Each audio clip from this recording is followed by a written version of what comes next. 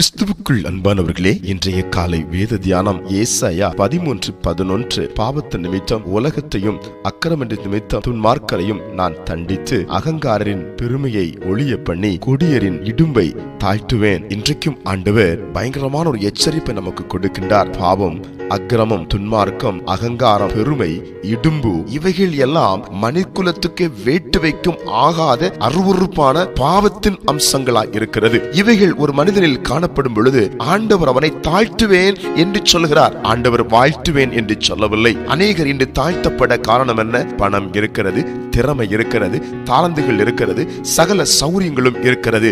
ஆனாலும் தாழ்த்தப்பட்டு கொண்டிருக்கிறார்கள். வாழ்க்கையிலே மேன்மை இல்லை, வாழ்க்கையிலே உயர்வு இல்லை, வாழ்க்கையில் தேவன் கொடுக்கிற எந்த கிருபைகளும் எந்த ஆசீர்வாதங்களும் அங்கே விளங்கவில்லை. காரணம் என்ன தெரியுமா?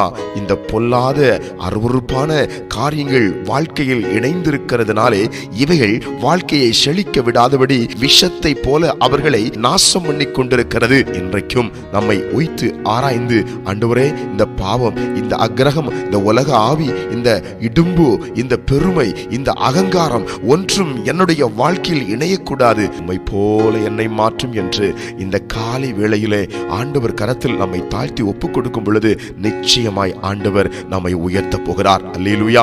எந்த சூழ்நிலையிலும் இந்த வார்த்தையை கேட்டுக்கொண்டிருக்கிற நீங்கள் இப்பொழுதே உங்களை கர்த்தருக்கு உண்மையாய் நீங்கள் ஒப்புக்கொடுங்கள். இந்த நாளிலே ஒரு பெரிய விடுதலையை, ஆசீர்வாதத்தை அனுபவிப்பீர்கள்.